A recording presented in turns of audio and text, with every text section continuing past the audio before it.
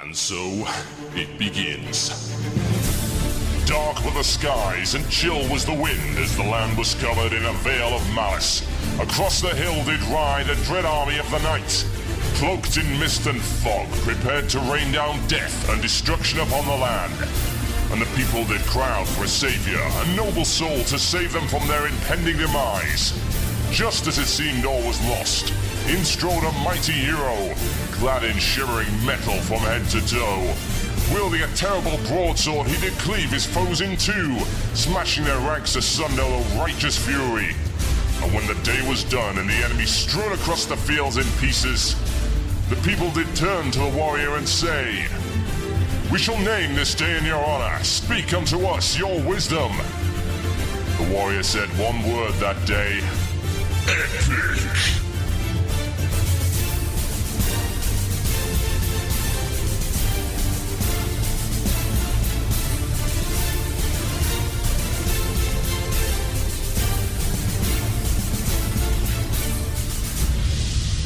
One man, one murloc, one giant angry badger.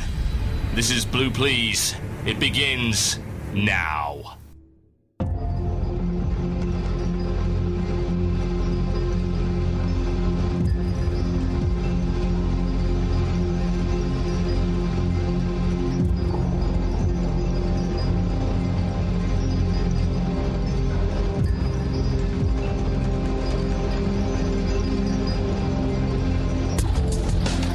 Yes, indeed, folks. Welcome to Blue Plz right here on cynicalbrit.com with myself, TotalBiscuit. The date today is the 18th of Feb 2011. It is 2 minutes past 8 in the British Isles. It is 2 minutes...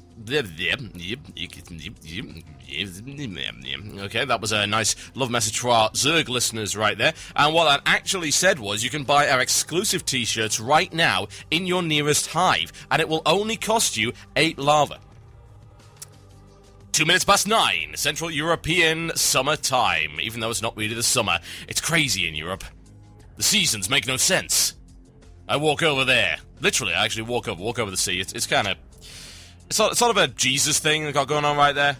Just walk over the sea, no problem at all. Walking on water, very, very easy. Walk over there and say, oh, well, look, it appears to be the middle of February, and suddenly sun and wonders and... Yeah. You never know. You never know. Central European summertime. What the hell am I thinking? You know what I'm talking about, folks. It is 3 minutes past 3 on the east coast of the United States.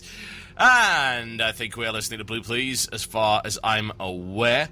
Some people claim that 8 lava is quite expensive. I would say that you do not, in fact, have enough, 1, overlords, and you should spawn more, and 2, hatcheries and queens. If you had lots of hatcheries and queens and covered the entire map in creep, then 8 lava would be literally nothing. Besides, what are you going to spend those lava on? You're already supply capped. Simple as that. Spend it on wonderful t-shirts. You know what? It wouldn't surprise me at some point if Blizzard started implementing that into the game. Microtransactions, folks. DLC for StarCraft 2. Yes, indeed, you can reskin all of your Zerglings in these tiny little t-shirts that says Zerg Rule A-OK. Yes.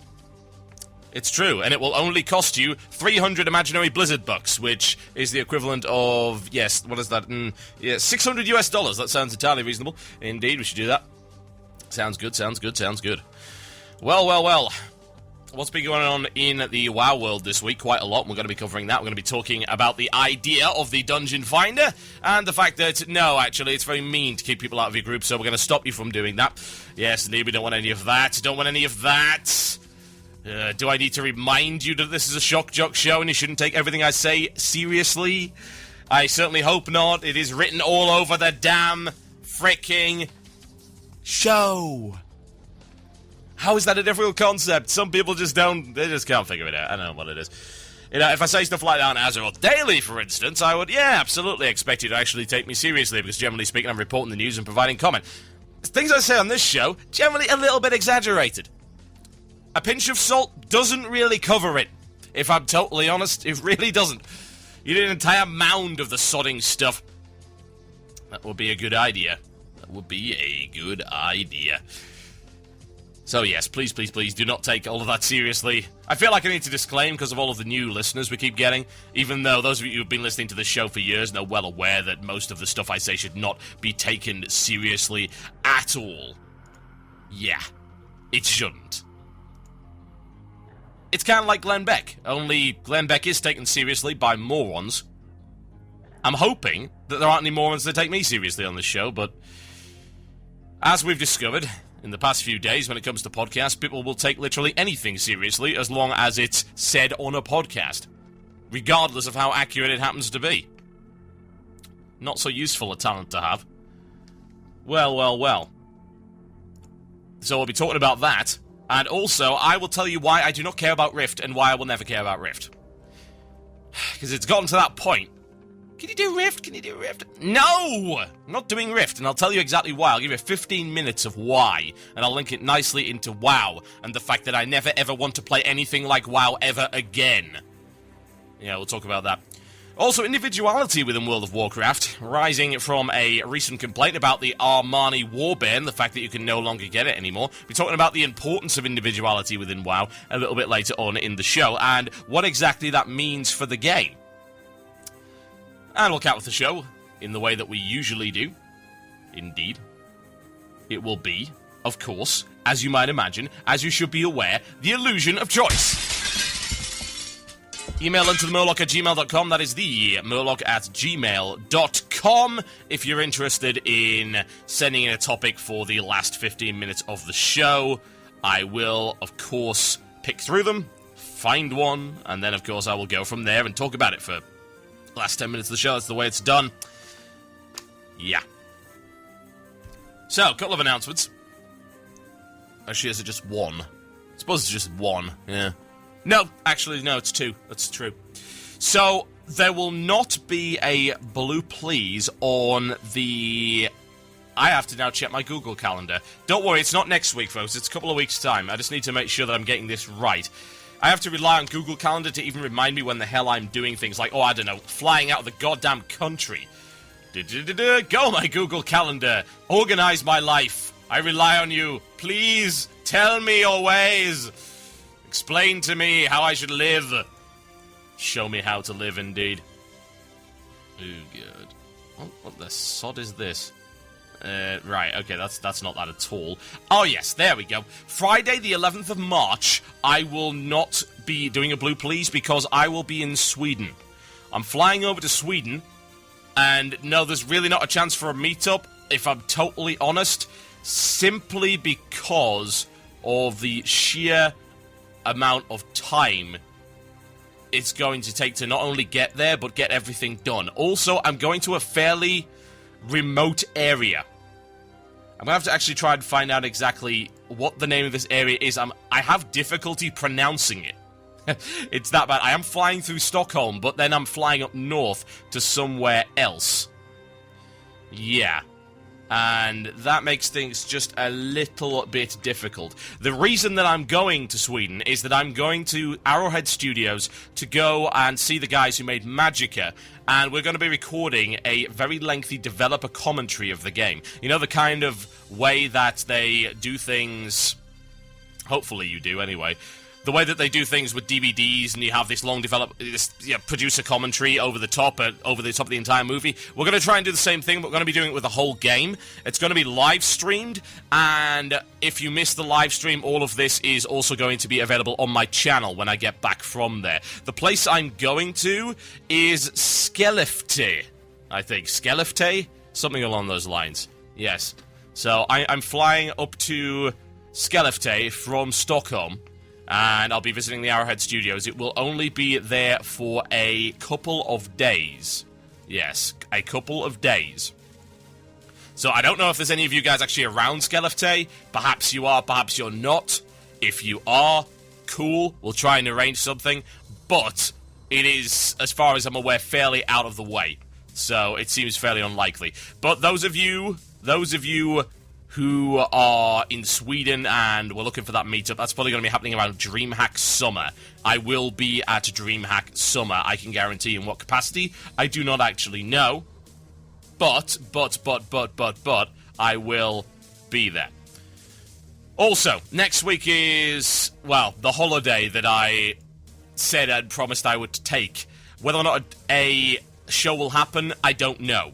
It's the thing that I like to do every 3 or so months. We tend to have a big gathering at my place for the weekend, and sometimes that results in vendor strike. It may also result in vendor strike this time around. I don't know. I just don't know. It might not. We will see. I can't promise anything, just bear that in mind, and that's on the 25th of Feb. But we'll see what we can do. I may either pre-record a show, or we might just do something anyway. We'll see. And, yes, the collab.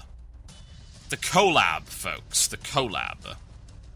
Collaboration with Yogscast is indeed Magica. And that's going to be airing tonight. The first episode will air tonight. It will go on my channel about half an hour to an hour or so after the show ends.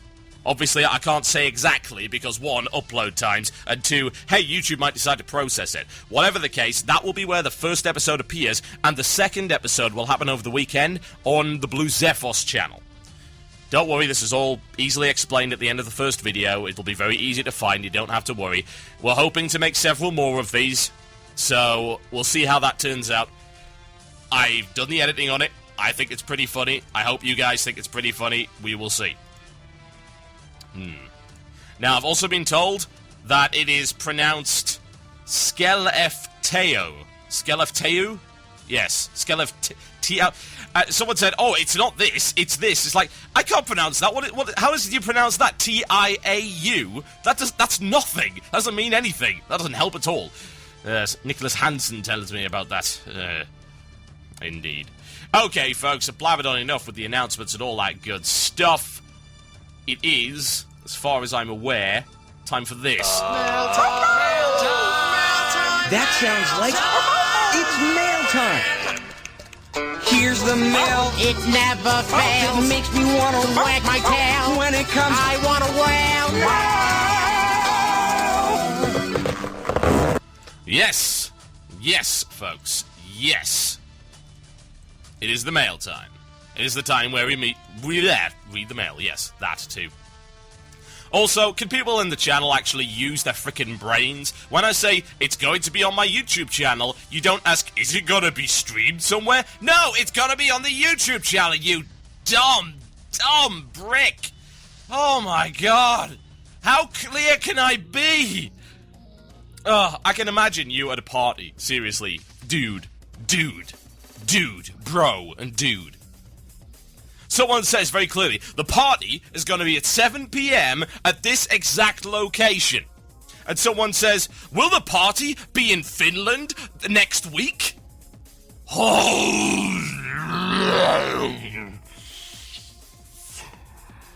this isn't even about Occam's razor, but I tell you for a fact, if I were there, I would take Occam's razor to your face. Oh my god. Anyway, this one comes in from... Which one should we do? I've only got time for one of these. This one's probably more informative, and I think the other one is kind of treading old ground, so we'll go with this one. Dizzy B! I got banned today for being hacked. This comes in from Samuel. I understand the ban, but how could my account get hacked this easily? I had a very safe password of 12 numbers and digits, and now, while my account is recovering, I'm wondering how can a billion-dollar company like Blizzard let its accounts get hacked this easily? Now I know why people buy the Authenticator, but I don't think it's fair for the victims to buy an Authenticator. Why doesn't Blizzard just send one after an account was hacked for compensating for their lack of security? I know the mobile ones exist, but I prefer my old cell phone. I'm not interested in a smart one, so I am obligated to buy an Authenticator. I don't mind the €5, I just don't think it's fair. What's your thought on the matter? On the matter, I assume you mean. On the matter, should Blizz take its responsibility or should the consumer pay for it? A bank also gives an authenticator with an online account. Why can't Blizz? It's not like they don't got the money. Well, for one thing, I know very, very few banks that actually do give an authenticator with their online account. I've had mine for... how long have I had my bank account? Yes, a decade. And mine doesn't have an authenticator. Yeah, it's got some other security measures, but it doesn't have a damn authenticator. I don't know what the hell you're talking about there. You know, that some banks might. And also probably because it's a video game, and you're losing virtual pixels that can be fairly easily recovered as long as you're patient enough to do so, as opposed to losing hundreds of thousands of pounds or dollars or euro or sec or whatever the hell. Yeah, your entire livelihood is ruined if somebody cleans out your bank account. If somebody cleans out your World of Warcraft account, it's just going to give you a little bit more free time for a week while they sort it out. So that is probably the first reason, because it's not that serious. Secondly, it's not Blizzard's fault that you got hacked, any more than it is the bank's fault if you leave a piece of paper lying around with your damn credit card information on it and somebody just happens to pick it up and use it. Security starts at home. It starts with the user. That's the thing that you've got to bear in mind. You got hacked because you got keylogged. Why did you get keylogged? Because your security on your computer was not good enough. You were not running NoScript. You were not running things like Microsoft Security Essentials. You weren't running an adware program. You probably didn't even have a firewall. You were going to sites where that kind of thing is frequent. All of these things, all of the above, you are not taking care of your own security. Yes, it's still wrong that somebody keylogged you, but it's like leaving all your doors open at night and then being surprised when someone walks in and nicks your goddamn TV. Security starts at home. It is not Blizzard's fault that you got hacked. They didn't break into the servers of Blizzard and specifically go after your account. Are you crazy? It doesn't work that way. If that kind of level of compromising of the security had happened, then yeah, you'd have every right to be pissed off, as would every other person within the WoW subscriber base, because Blizzard blatantly has not got their security in check. But that's not what happened. There was not a mass breach of Blizzard's servers. All of those encrypted passwords and stuff are kept in an encrypted state. Even if they got them, they'd be bloody useless anyway. Hell, that happens on forums and blogs. And those are maintained by individuals. All of that stuff is encoded and encrypted. Do you really believe that Blizzard would just leave that stuff out in the open? No, they did not hack Blizzard servers. They didn't even hack you per se. They keylogged you. That's your fault. The Authenticator is offered as an additional layer of security that is, I might add, not necessary if your security is in a good state, but it certainly helps. Again, stuff like, say, zero-day exploits and things like that, which your security might not be able to handle. But let's be honest, the reason you were hacked was not as a result of a zero-day exploit. It was because of your own ignorance. So bear that in mind. Is life fair? No. Was it your fault? Yeah. Okay, folks, a couple of tracks from Firefly coming in right here. The big bar fight. Yes, indeed. Enjoy. You're listening to the podcast, an archive of Blue Plz. Music was removed to comply with copyright law. If you'd like to hear the music, tune into the live stream on Fridays at 8 p.m. GMT. That's 3 p.m. EST, only on cynicalbrit.com.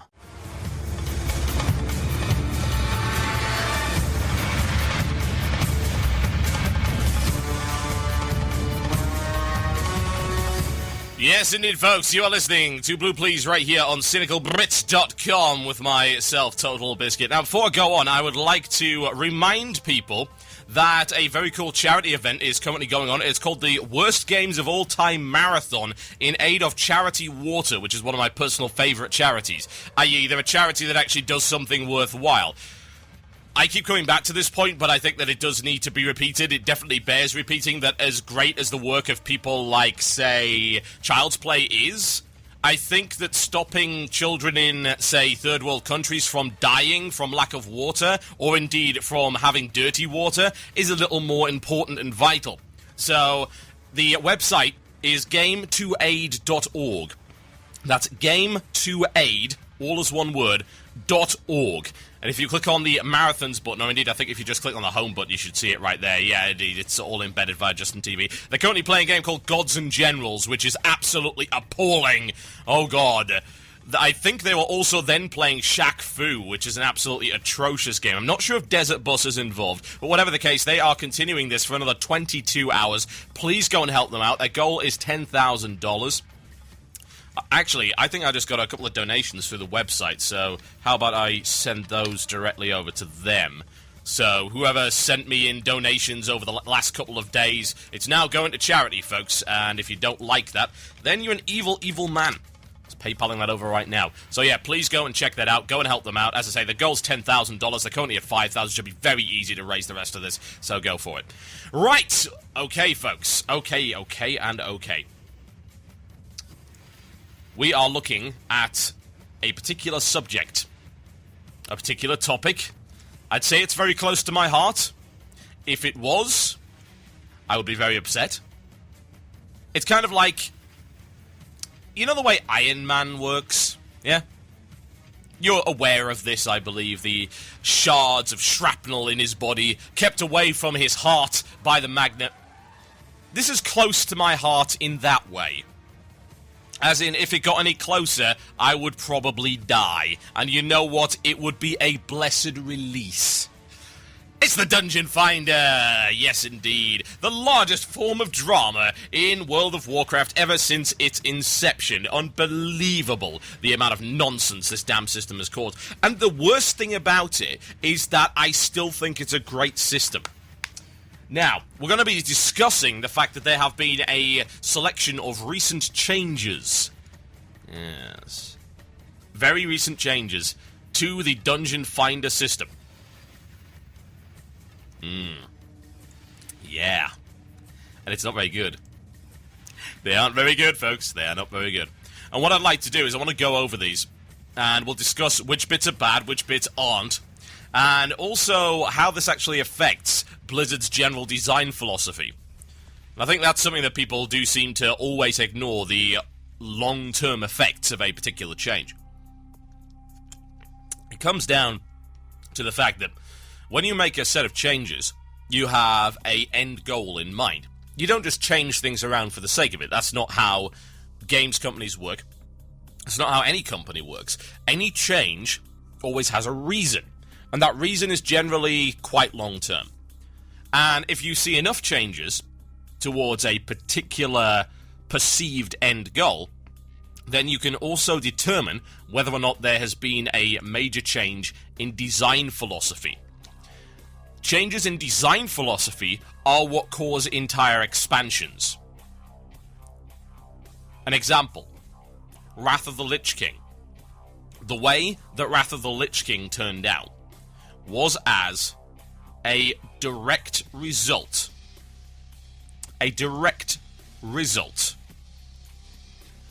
of a change and a shift in design philosophy. It was deliberate. Bear this in mind. Blizzard is certainly prone to making mistakes. Yeah, they've made them quite frequently. They're generally with minor things, like, say, a balance, or an ability, or a class becomes overpowered for whatever reason. Yeah, they make mistakes in that way. But when it comes to massive changes to the game, like the way that heroics were designed within Wrath, and the way that the first tier of raiding was designed within Wrath, those were deliberate. Never, ever, ever underestimate Blizzard in any way, either good or bad. There are times when Blizzard can be an absolute genius, and there are times when they can do things that are borderline evil. And as I mentioned in the previous show, don't distinguish Activision and Blizzard, and don't attribute the evil things to Activision and the good things to Blizzard, because they're the same company and you can't do that anymore. Blizzard always has a plan. The problem is that that plan is not always in the best interests of what we as players want. Now, let's have a look at these changes, and then we can try and analyze exactly what it's done to the design philosophy of the game. Wow, someone actually sent me... I have to play this, if I can. Can I do it? I don't know. We'll have to see whether or not this actually works. Somebody sent me the pronunciation of that frickin' town in a WMA file. Oh, man. I will probably have to play this. I'm not going to play it right now, but I'll play it at the start of the next segment, just so that you know exactly which town I'm actually going to as I continually mangle it. Dunker and all that. Oh, wow. Right, these changes. Okay, so there are 5 major points. And these changes are coming in the next week's maintenance. So, for the US, it's going to be on the 22nd. And for the UK and EU, it should be on the 23rd. So, the first change. Players who are outside a dungeon for more than a few minutes are now immediately able to be kicked. I have no problem with that, because to me, there doesn't seem to be any excuse to be out of a dungeon for more than a few minutes. Really. You might say, oh, well, what if they forgot this? Well, one, you should be prepared. Two, it doesn't take that long to get some goddamn reagents. You can hop out, considering you were probably in a major city when you queued anyway, hop out, grab it, hop back in, and you'll be done in about 20, 30 seconds. And we're talking about a few minutes here, so one has to assume between 3 and 5, give or take. So, yes, idling outside of dungeons sucks for everyone else involved. And that, to me, is a majority rule situation. And you might think that this is a bad thing, but in video games, in my opinion, in the way that this content is designed to be cooperative content, majority rule is law.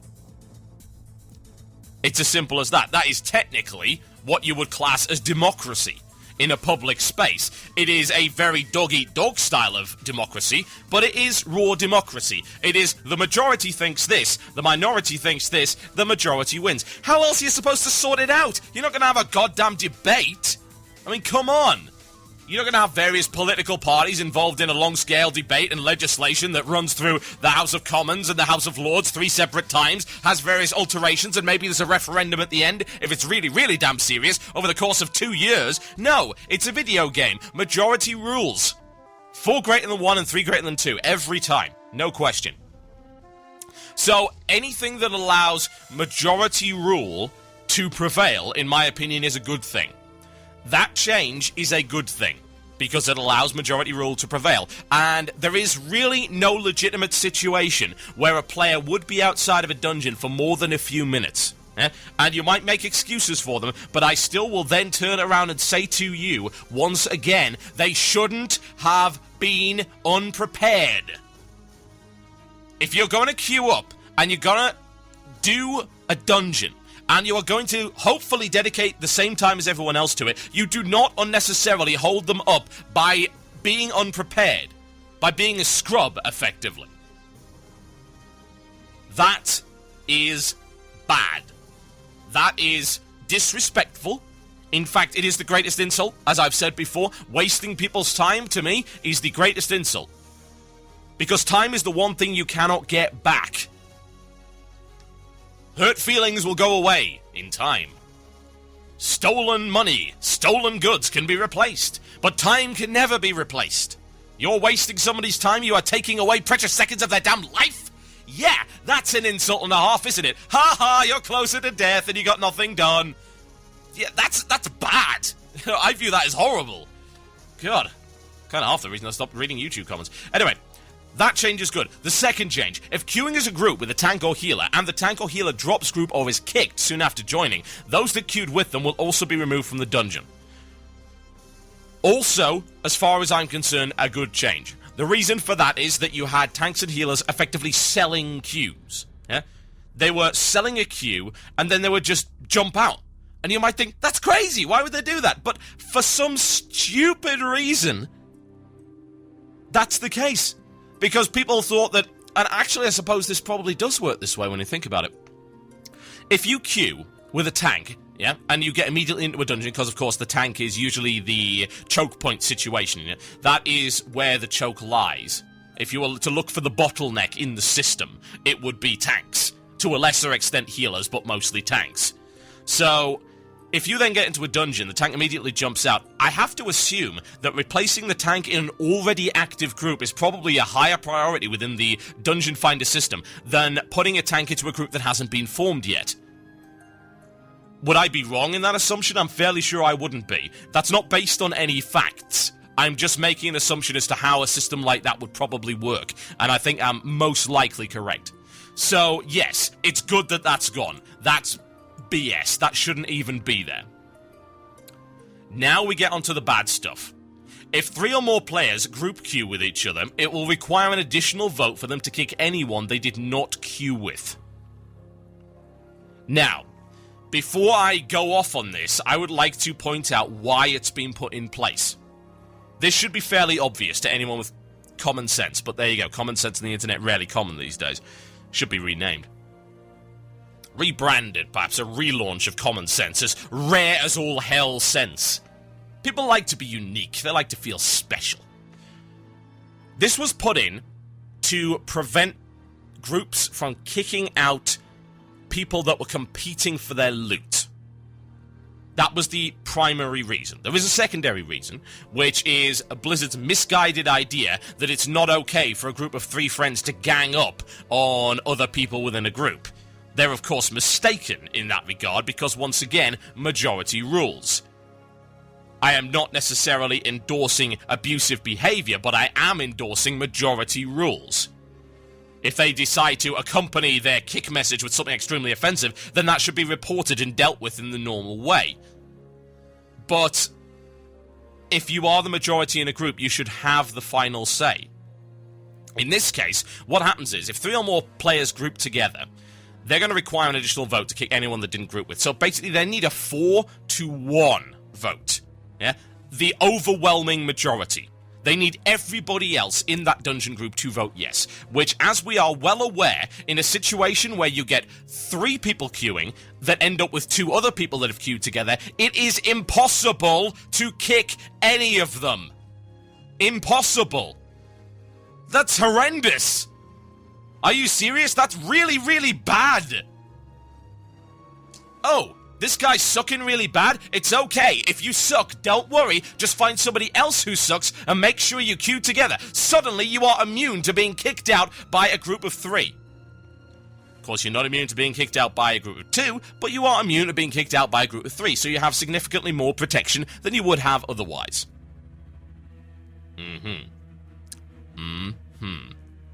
Yes. Yes. That's horrible. That's horrendous. That's terrible. God, I'm thankful that they didn't go one further and say, oh, it's 4 queued together and then there's 1 dude? Well, you need 5 votes in order to kick him. The guy who's getting kicked has to vote for himself. Wouldn't surprise me. God. Now, the next one. If a group queue of 4 kicks the one person that they did not group queue with, they will each receive a more severe penalty to their ability to initiate future kicks. Yeah. Oh dear. So that means that if you are a guild group, which is, generally speaking, that's what's going to happen. If you're queued as 4, the chances are you are in a guild. Why would you not be? If you have 4 regular friends, why would you not form a guild and reap the benefits? You know, just get a couple of extra people, throw them in there. Oh, suddenly free frickin' money. Why would you not want to do that? So, that is aimed at guild groups. Yeah, pretty much 99% of those queues are going to be guild groups. If they kick the one person they didn't group with, they are going to receive a severe penalty to their ability to initiate future kicks. So, apparently, there's only ever going to be 1 idiot in a group, folks. Trust me about this. You know, there's only going to be 1 idiot. Get rid of that idiot, the next guy is going to be a golden god. He'll be the best guy you've ever grouped with. He will carry you atop his rippling, oiled, muscly shoulders. Yes, indeed, he will, with his golden mane swaying in the autumn breeze, and cherubs come from the skies, playing tiny little trumpets. Yes, indeed, folks, trumpets. Let's just bring the midgets in. Why not? Just get them playing. It'll be awesome, because this guy is going to be the best guy you ever grouped with in your life. Or in reality, he probably won't be, because there's a lot of really bad people, especially if you are queuing without friends. I make an assumption that anyone who is not queuing with at least 1 guildie is probably not as good as people who are actually in guilds. You want to know why? Because there is a likelihood that somebody who is solo like that, or indeed who thinks it's a great idea to queue solo for dungeon content, is probably not all that great. Or indeed is not in a guild because people don't want him to be in theirs. Maybe he's too obnoxious, maybe he's just terrible. Why would you want somebody like that? Admittedly, that is not everybody, but the chance is statistically higher for those reasons. So, you have to wait how freaking long? I mean, they don't even specify. What is it, 5, 10, 20 minutes, 30 minutes? How long do we have to wait to get rid of nub number 2 that happened to appear in our group? Once again, majority rules, as far as I'm concerned. And also, I might want to point out that anything that takes the decision-making out of the hands of the players in an artificial manner is bad. It must only be put in at a last resort. Is this a last resort situation? Maybe it is. Maybe people are saying, I will cancel my subscription because people are mean and keep kicking me out of their groups. The Dungeon Finder is this great, wonderful cash cow. You want to know why it's a wonderful cash cow? Because it allows people to access the same content as the people in guilds without having the additional effort of, you know, being able to stay in a guild without getting kicked out for being a complete and total tit. That is their cash cow. It keeps people in the game. And I do not necessarily disagree with keeping that system. Again, I say it again until I'm blue in the face. The actual Dungeon Finder as a mechanism is fine. It is one of the best things they put into the game. It is what they are then doing with it afterwards, in terms of their social engineering, that I don't like. The system was fine.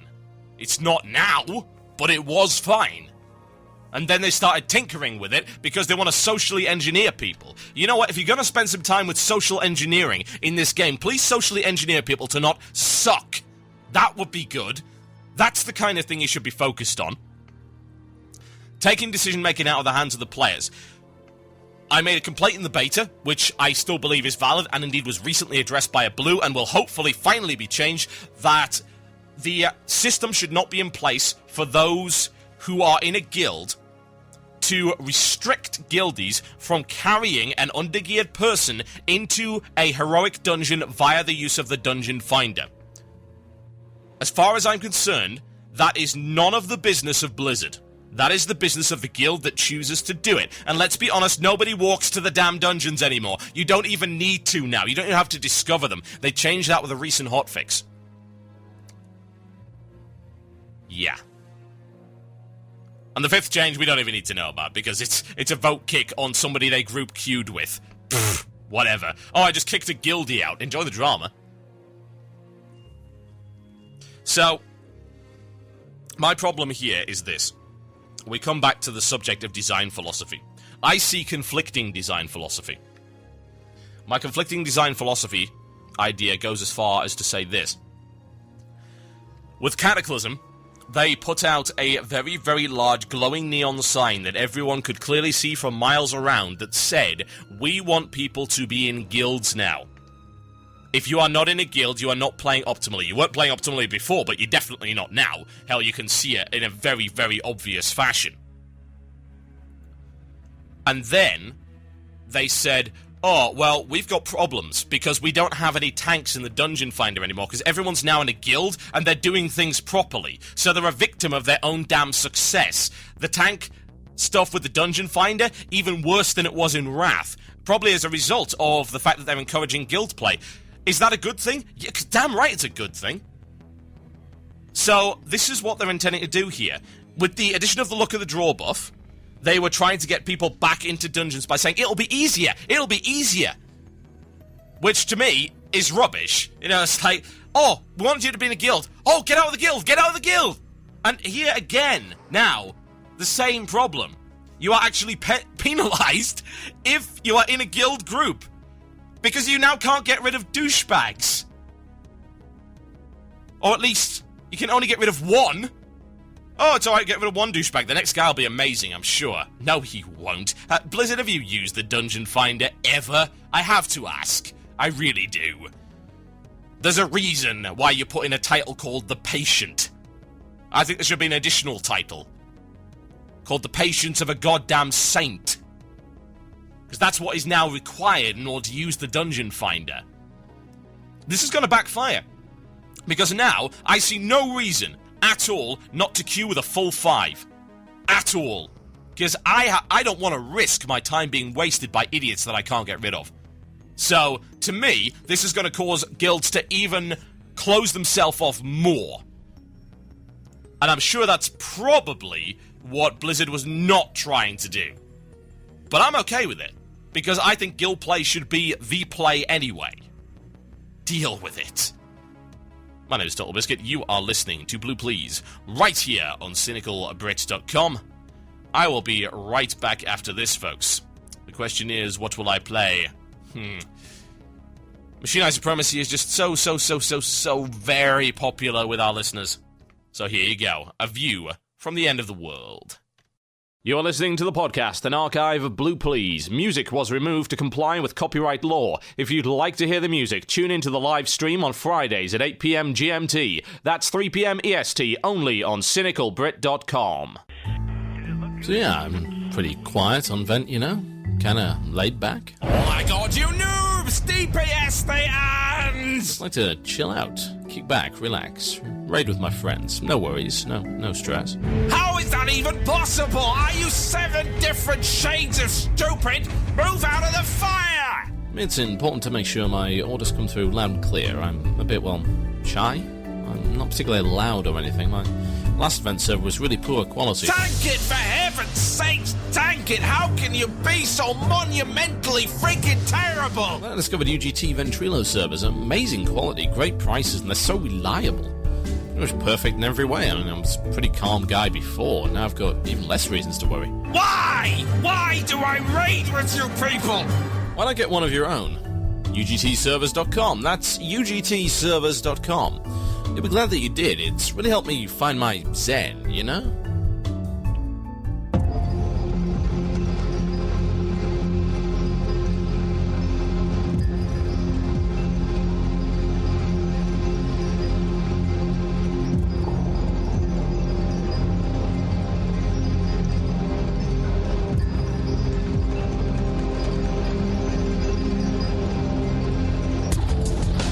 So apparently I'm visiting... Eluveitie.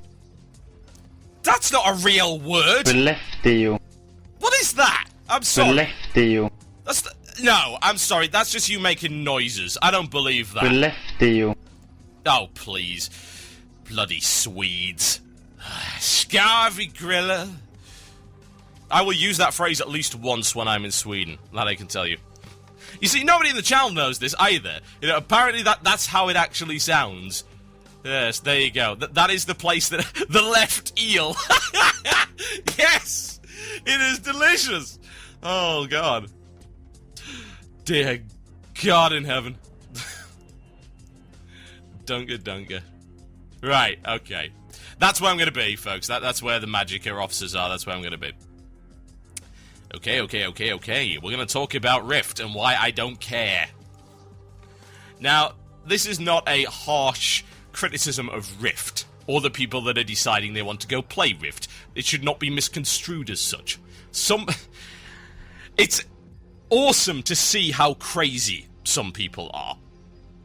They really, really are crazy. Yeah. A recent tweet by BB from MMO Champion should indicate exactly what I mean. Yeah. Oh, man. It's pretty bad. It's called Booble Reaching on MMO Champion. So we pushed the issue of why Curse doesn't have a subforum for Rift and we got Booble to rage. God. Dear Lord.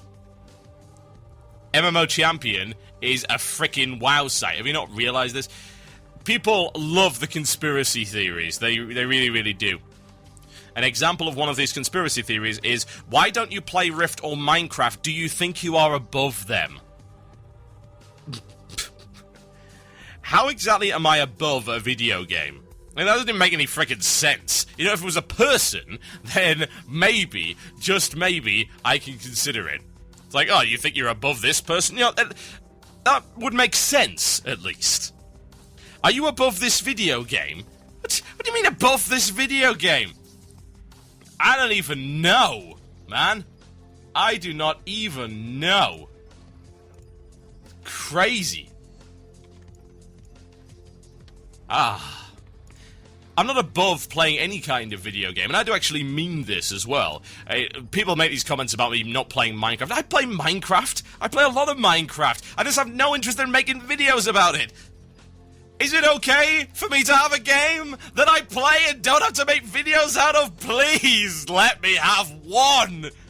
Every time I log on to Steam, I'm going to point this out. Every time I log on to Steam and I start playing a game, I will immediately, without question, at some point in the play session, get a message that says, are you going to make any videos about this game? Could I just not enjoy the very limited free time I have? Oh, there is no game. There is no game I'm allowed to play anymore.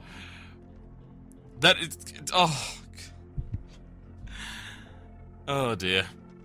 Minecraft is actually one of the only games I get to enjoy without making videos out of, because I said, I put it straight out there, no, I'm not making Minecraft videos because, you know, the main reason I'm not making Minecraft videos is because I can't make better Minecraft videos than Yogscast. It's as simple as that.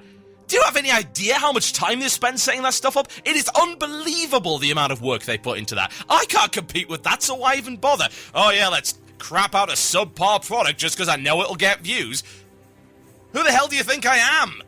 Jeez, if I want views, I'd be doing nothing but Call of Duty and Minecraft. All the frickin' time. Screw Azeroth Daily, that takes way too much time. Just crap out the content. Now with Rift, there's a couple of reasons why I'm not playing that. One of them is business related and one of them is personal. The business related reason is that there's two channels that have already covered Rift on our network in a fairly large amount of detail, i.e. that being OMFG Kata and of course Blue Zephos. So, I see no reason to check it out. Plus, it's way too late to do that anyway. They're on the last public beta. You can go check it out for yourself, for God's sake. Massive care. I've got closed beta invites to stuff that you don't have. Like, say, Black Prophecy. I've got a beta invite to that. A couple of other MMOs whose names I can't even remember. Natural Selection 2. I've got closed beta on that. I'm getting closed beta access to a whole bunch of other stuff. I'd rather show you that than show you something that you can already check out publicly. It's as simple as that. However, the point that I'm going to go on to now is the second reason that I am not producing Rift videos and why I'm not playing Rift at all. I have no interest in it. It's because it's yet another hotkey MMO. And I think that hotkey MMOs are dead. You might think that's a rather extreme view, and then I remind you which show you're listening to. That's probably the least extreme thing I've said all day. I don't think that hotkey MMOs have anywhere to go from here. I really don't. None. And that's a problem. Because a lot of games are still designing their MMO systems based on the hotkey idea. Now, what do I mean by hotkey MMO? I mean press 2 to make Fireball. Press 3 to make Ice Ball. Stuff like that. That's what I mean. That's out of date. WoW, as far as I'm concerned, was the last great hotkey MMO. It was the apex of the hotkey MMO. It's got nowhere to go from here. Tell me, how do you improve on that formula?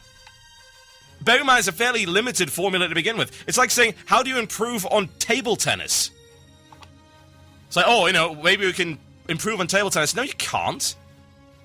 You can't improve on table tennis. You want to know why? Because table tennis has such a limited scope to begin with. Hotkey MMOs have such a limited scope in terms of their combat. Why do they have such a limited scope? That should be fairly obvious to you.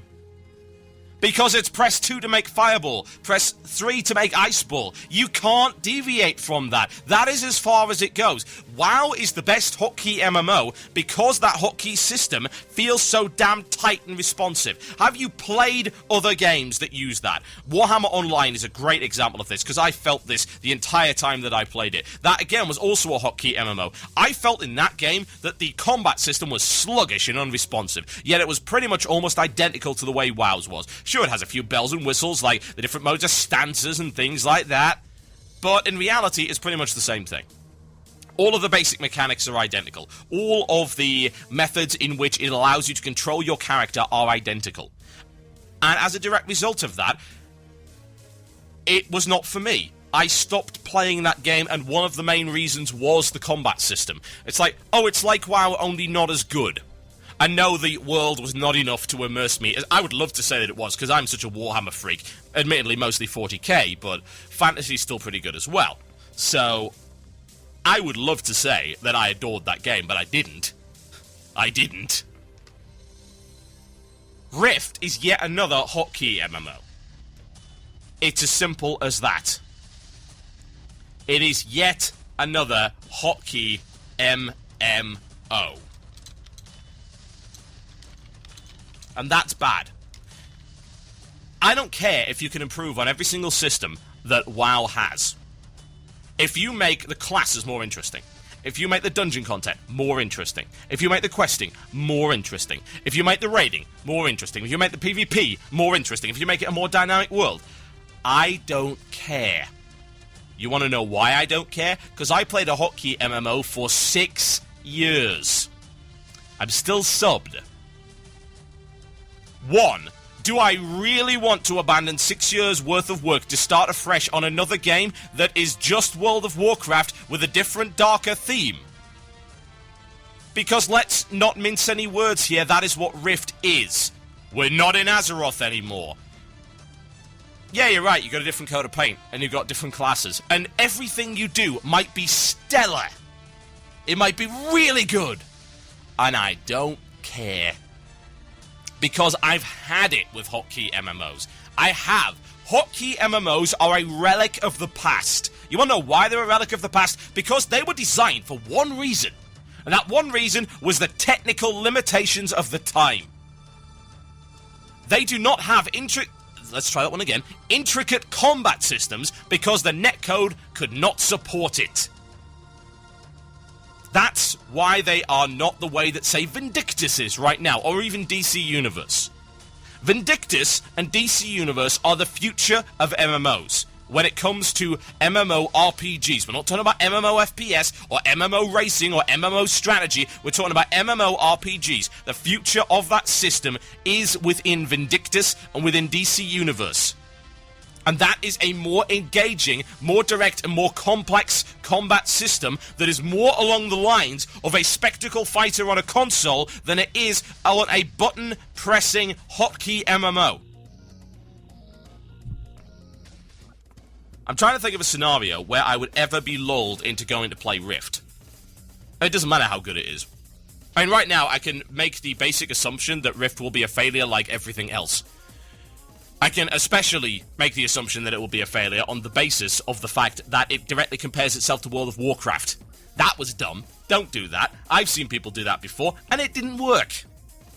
Possibly even better games. Hey, Warhammer Online, developed by an experienced MMO developer that made Dark Age of Camelot, which is actually a good game. Mythic. Is it Mythic? God, I hope it's Mythic. Anyway. The point of the matter is that they failed. Aeon, or Ion, whatever the hell you want to call it. It's the WoW killer. No, it wasn't. Final Fantasy XIV, it's the WoW killer. No, sorry, I'm lying. Nobody ever actually believed that. Final Fantasy XIV was a goddamn disaster. Every hotkey MMO that has come in since World of Warcraft has failed. It might still be alive, but barely. It's holding on by a thread. In comparison to WoW, not even close.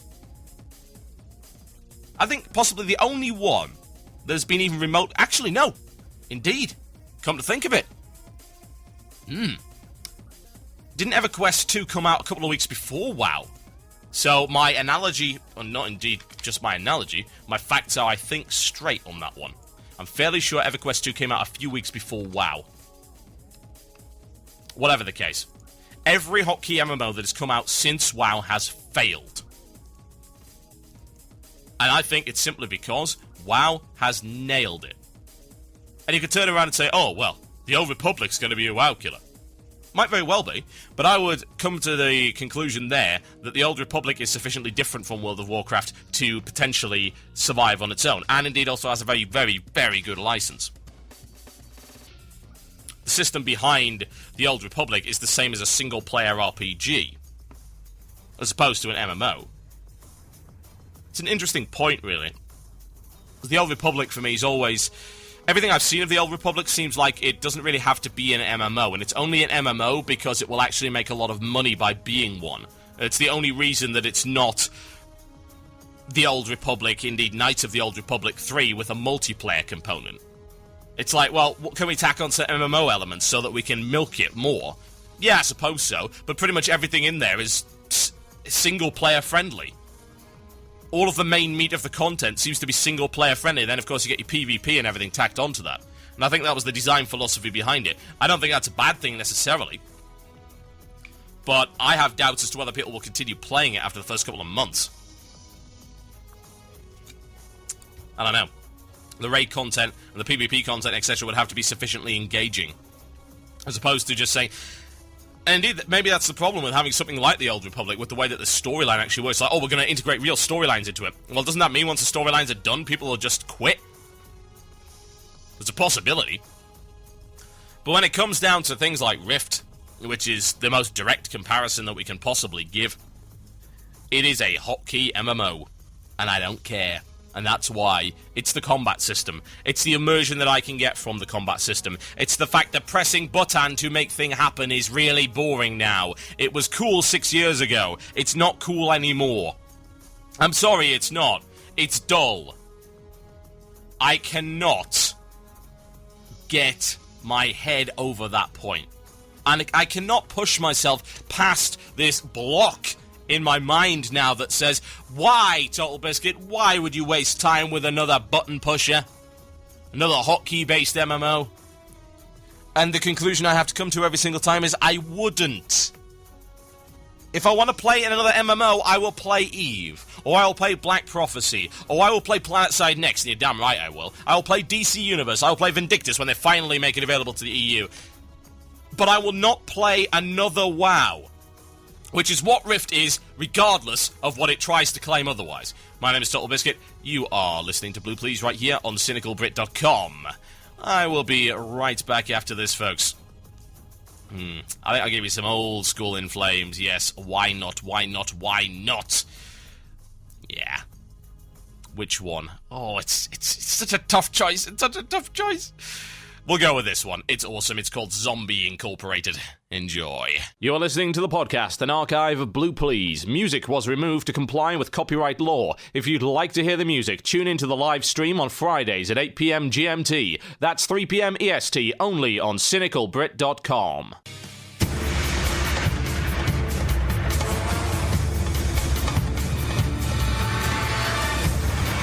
Yes, indeed, folks. You're listening to Blue Plz right here on cynicalbrit.com with myself, TotalBiscuit. Another reminder to please go and do donate to the worst marathon ever, as they're calling it, game2aid.com, if I recall correctly. Let's hope that I'm actually right. Yes, indeed. Or org. Sorry, yes, org. game2aid.org. Please do that. They have another 20-odd hours to go. Oh, God, they're playing Big Rigs over-the-road racing. Oh, no, no, no. Why would you do something like this? Oh, please go donate to end their torment. I can't. I can't see it. It's too bad. I can't, under any circumstances, let somebody really do that. Oh, no. Oh, no. Oh, it's terrible. Seriously, if you don't believe me, you can go watch it muted while you're listening to this show. It's horrendous. Bad, bad, bad. Okay. So, speaking of bad, bad, bad, I would like to point out that some people would absolutely adore to be just like you. And you might feel that that is flattery. Yes. Imitation is the sincerest form of flattery, so I'm told. I simply find it irritating. It's annoying. It's not flattery at all. It's a lack of originality on the part of the person in question. In the case of the mysterious Amani Warbear, it comes down to the fact that a lot of people have complained on the forums. As you might imagine, that's where all the dumb complaints tend to reside and accumulate. It's like sediment at the bottom of a bottle. It tends to float to the bottom. Yes. They want their Amani Warbears, folks. They do. They demand their Amani Warbears, because you know what? They pay $15 a month, so it is their God-given right to have an Amani Warbear. No question. Can't be the case that they cannot get an Amani Warbear, because they want an Amani Warbear. That's the thing you don't seem to understand, guys. Blizz, you don't seem to get it. They want an Amani Warbear. No, really, seriously, do you not understand? They want an Amani Warbear. What do you mean that doesn't mean anything? It's my $15 a month, damn it! I want my Amani Warbear. Well, you can't have it. Unfortunately, it looks like Blizzard is getting ready to cave into it once again. A Blue Forum response by Zahim indicated that who knows what might happen to the lost treasures of Zolaban, at which point my face met my palm. It sounded something like this. Oh, that hurt. But the pain is good pain, folks, indeed. It is good pain. It helps wash away the sins of people on the WoW forums. I have to take a shower every time I go there, folks. I feel dirty, intellectually filthy by going anywhere near that cesspit. Oh, God. So bad. I may absorb the stupid via osmosis. It's a possibility. So, what's wrong with them having an Amani Warbear? How does it affect you? This is the eternal quandary. It's the thing that people don't seem to understand. It's their eternal fallacy that they always fall back on. Why do you care? It doesn't affect you. This shows a complete lack of understanding of not only how video games work, but how society in general operates. How does it affect you? On a very basic, and by basic I mean dumb, level, it doesn't. You having an Amani Warbear has no direct statistical effect on my character. It doesn't take anything away from my character, physically. I don't lose an item because you have one. I don't lose stats because you gain stats in plus cool, or whatever the case. On a very basic, dumb level, a shallow level, an ignorant level, no, it does not affect me. On any level beyond that, which I like to call common sense and upwards, yes, it does. And here's why. Every MMO retains its subscribers via putting in place a perceived value for everything you've done up to this point. This is a fact. And so much a fact it is. So much a fact it is. Speaking like Yoda for a second sounds good. Makes me feel more poignant and slightly shorter. They put this in the game deliberately. And this is not this perceived, oh my god, addictive elements to the game. That's not what it is. Calm the hell down, you sensationalist pig dog. What it is a system within the game that gives you perceived value so that you are unwilling to completely abandon everything you've done up to that point. Here's an example of where it's not in place. Here's an example for you. BioShock 2. I never finished BioShock 2. I couldn't be bothered. And I do not feel bad in any way, shape, or form for not finishing BioShock 2. Because BioShock 2, at least in the single-player component, has no perceived value lost if I decide to suddenly stop playing it. I won't see the end of the story, but I don't care. However, let's look at something else for a second. Two examples, in fact. Two non-MMO examples that apply very well to the way that MMOs have been doing it for much longer. This element of persistence, this element of perceived value, and actually, in the case of many things, real value. Now, the first thing is perceived value, and the example I'm going to give in terms of gaming is Call of Duty. Call of Duty has a system in place whereby you unlock things. Yeah? There is a persistent character. That persistent character unlocks stuff. You work towards various goals. Indeed, if you then decide to prestige and wipe the whole goddamn lot, which I mistakenly did, that was a stupid thing to do, wasn't it? Oh my god, prestige! Oh wait, that was dumb! Whatever. I got most of my guns back. I got the ones that I like to use, so I don't really care. Whatever the case, it comes down to the fact that you unlocked stuff, you worked to get it, and you acquired something that is persistent. Therefore, that Call of Duty account has value. If you work towards something and then suddenly stop the game, yes, you stop playing it, then you can view that time up to that point as wasted. And oddly enough, it's something of a... I wouldn't necessarily say a shift in perception or even a false perception, but it is an implied perception. It's not necessarily a perception that could be just drilled into stone, carved in stone tablets, or indeed exist in black and white. It's not a factual perception. It's an implied perception. The implication is that you have acquired things of value, and it would be such a shame to let them go to waste. It happens in real life as well. And now it's starting to happen in video games as a method of keeping people playing. And it works. Another example of where this perception is actually more factual would be League of Legends. League of Legends, a game which also has a persistent summoner count. Yeah? You have a summoner account on that which gains levels, and you don't have access to all the heroes. You gain those heroes either by unlocking them via playing games, so you're always working towards something, or you unlock them with real money, and indeed with skins and boosts and things like that. So, for instance, my League of Legends account has probably several $100s invested into it. Do I feel bad about that? Hell no. I got so much enjoyment out of that game, it's well worth the money I spent. I'm fairly sure I spent hundreds upon hundreds of hours in League of Legends, and it is well worth the money invested in it. However, I feel bad for not playing it over the last couple of weeks. Why? Because I've invested so much into my League of Legends account, it would be a shame just to let it all go to waste. This happens with MMOs. This is what keeps people coming back to MMOs. Oh, I spent 5 years on that character. It would be a shame to let all that go to waste. Now, of course, as I said, this is an implied perception, and it doesn't work on everyone. Yeah? There are some people who are able to very easily see past that, because it is a little bit of smoke and mirrors. Because what you are saying is that the time you spent in the game, the only value you have acquired has to be quantifiable. And by quantifiable, I'm talking about in terms of achievement points, in terms of time spent, in terms of epics,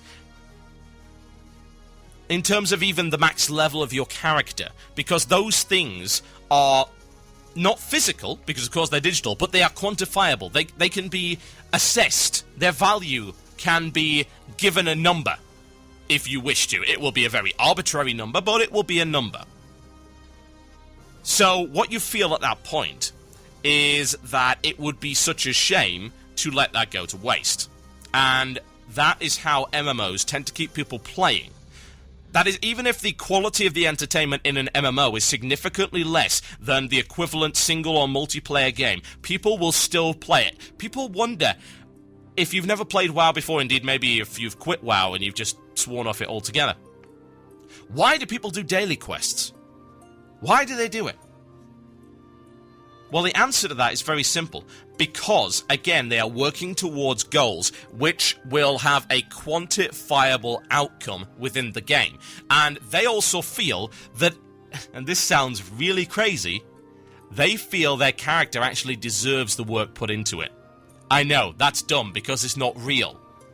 But I think it is actually an element of the psychological aspect of the way that this MMO, and indeed every MMO really is designed. And an increasing number of other multiplayer games. It's like, my character's been through a lot with me. We've gone through Molten Core and discovered the boring things within. We've gone through Blackwing Lair, we've gone through bugs, we've gone through bosses, we've gone through other players, we've gone through content, we've gone through entire continents, we've gone to different worlds, we've gone through the world itself being split in two and incinerated by a giant, really pissed off dragon. So you know what? We've been through so much, it's okay to do these daily quests. I know it's not all that enjoyable, but I've invested into this character, and this character deserves to continue to advance. Now, you might ask, what has this got to do with Amani Warbear's TotalBiscuit? Have you gone completely out of your mind? Have you gone off track? Have you lost the plot? No. Because this is another part of inherent value within the character. This is all linked together. And this, I will come to the conclusion on, by the way. I'm going to tell you this before I even go into this. The conclusion on this is that all of this is actually vital for a game to maintain its subscriber base. It is. It's very important. So, here's the thing. The value of your character is also tied into how unique you feel your character is. Because everybody wants to be a unique and beautiful snowflake in a video game. I would like to give you a prime example. Even though, actually, this game didn't do all that well, the principle behind it was very, very solid. And dumb, by the way. In terms of its mechanics, it was crazy and stupid. But the idea was sound. A game went by the name of Archlord. It's basically a Korean grindfest, but the gimmick was that one person could rise to be the Archlord. And that was the driving force, at least for a few months behind the game before it fell flat on its face. And it's the idea of, I can be the very best like no one ever was. Yeah, it is the Pokemon ideal. I can be a unique and beautiful snowflake. Within World of Warcraft, there are many ways to be a unique and beautiful snowflake, or at least there are ways that you can try and be a unique and beautiful snowflake. However, every time you take one of those ways away from the game, you lessen people's value in their character. Like, for instance, if you're the only guy in the game with some item, you feel special. And you are. Yeah? That's a unique aspect to your character. You have something rare. That defines your character. Among the millions upon millions of identikit characters that wear the same gear, you have something that makes you stand out. Another example, WoW TCG items. Prime example, I showed you in a video a couple of days ago a Drake. That Drake was indeed the mottled Drake. That mottled Drake was unique. Yeah? And you know how much that mottled Drake actually costs? It costs about $200 to $250. If you want to buy the mottled Drake card on eBay, that's how much it's going to set you back. And you might think, that is crazy! Why would anyone? And I turn around and say, because they want to be unique. They will actually go that far. It's the same people that paid thousands of dollars for Spectral Tiger. They didn't do it because it was a cool mount. There's loads of cool mounts in the game. They did it because it's a cool mount that a lot of people have. Yes, that's what's important. It's the reason they pay loads of money for Murkies and unique pets that are not easily acquired. Even though the Mottled Drake is just a reskin of the Bronze Drake, it makes me look unique. Nobody else on my server, to my knowledge, has a Mottled Drake. I've never seen one, certainly. I look unique when I'm in the middle of Orgrimmar with that Mottled Drake. If you take away every unique aspect to the game, people will stop seeing value within their character. And when they stop seeing value within their character, they will leave. It is bad to remove unique aspects from the game. I don't care if you can't get a Murky anymore. I don't care if you can't get a freaking corrupted Ashbringer anymore. I don't care if you can't get a Amani Warbear anymore. Because other people have, and they earned it at the time, and they deserve to have it. I can't get any of that stuff either. Do you think I care? No. One, because I'm not 8 years old, and two, because I value the uniqueness in others as much as I value the uniqueness in my own character. So please, Blizzard, do not bring back old items. It ruins a unique aspect of the game. Don't do it. Now, we are actually approaching now 9:30.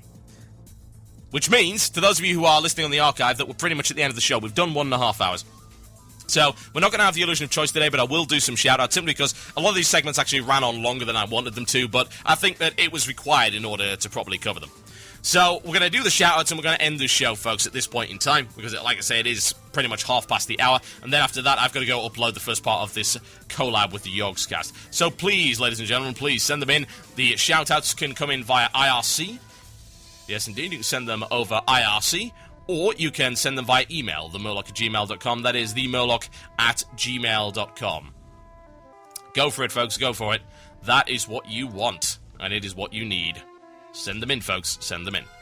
A shout-out to Ralph for not going crazy, fixing buggy bot code. Yes, indeed, our bot went a little bit crazy. It was a bit of a Skynet thing going on. It was banning people left, right, and center. That's been sorted out. A shout-out to Lil Rex for his birthday. He has turned 25 this Sunday, so not so Lil Rex anymore by the looks of it. Big shout-out to him for that. Congratulations for your birthday. And also to have to start his finals exams on Monday. That blows. Wow. A shout out to Marvel vs. Capcom 3 for creating a fun game. Yes, I have it right here. I played a little bit of it. I actually can't understand how to switch my characters out anymore. They've changed the system. I used to play Marvel vs. Capcom 2 all the time. Now I don't even know. So I'm going to have to look at the manual to find out how you switch your characters out. I do the assists, but not the actual switch out. Can I get a shout out to the Lemon Pledge Raiding Division in Trollface. Currently 8 out of 12 in normal modes and 10. And a special welcome to our new Priest Fears. I'd like to also give a shout out to one of our other raiding divisions who is now on, I believe, 2 out of 12 heroic raid. So yeah, that's pretty damn good. Anyone said the troll face would get nowhere? You suck. A shout out to the Hungering Cold on Defiance Brotherhood EU for being one of the best 3-day guilds. World with 5 hard modes down. Nice one. And enforcing the RP rules of the realm. That's from Ukila.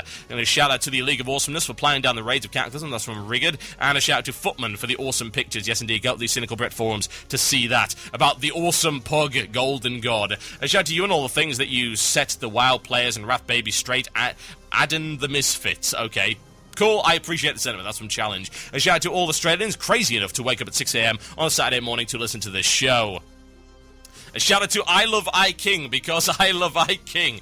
You've got fanboys or girls or sheep, I don't know, I King. A shout out to Sunborn Legacy for all the crap we've got through and survived through. That's from Arielon. And a shout out to Sweden. It's minus 22.4 degrees centigrade in the place that I'm going in a month. Oh god. A shout out to next week, a Bulletstorm and Assassin's Creed 2 Brotherhood for the PC. Yeah.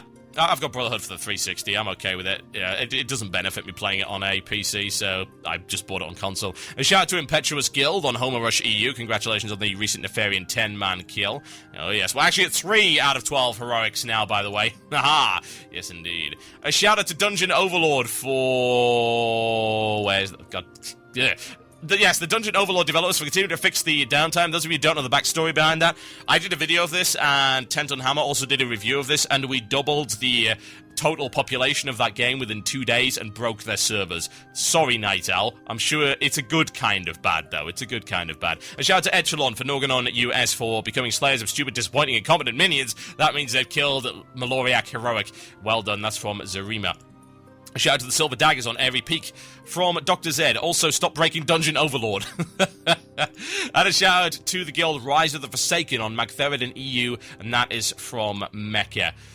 Okay, folks, it is 1/2 the hour. That means I am done. I have some collab to upload, and then I've got to get right back onto doing Azeroth Daily. No rest for the wicked, and no sleep for the just, as always, folks.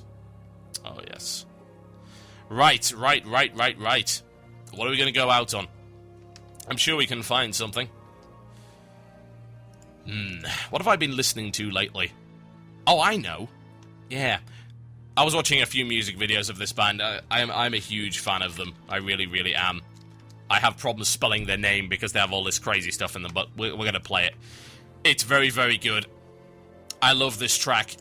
It is fantastic. It is by a band called Eluveitie, and it's called Calling the Rain. Thank you ever so much for watching, folks, and indeed listening, since it's more likely to be happening on an audio-based show. I will possibly be back next week with a Vendor Strike collab show. We will see. Just keep an eye on the Facebook, the website, the Twitter, and the YouTube, and you will find out exactly what's going on. Thanks a lot, guys. I'm out of here. Good night.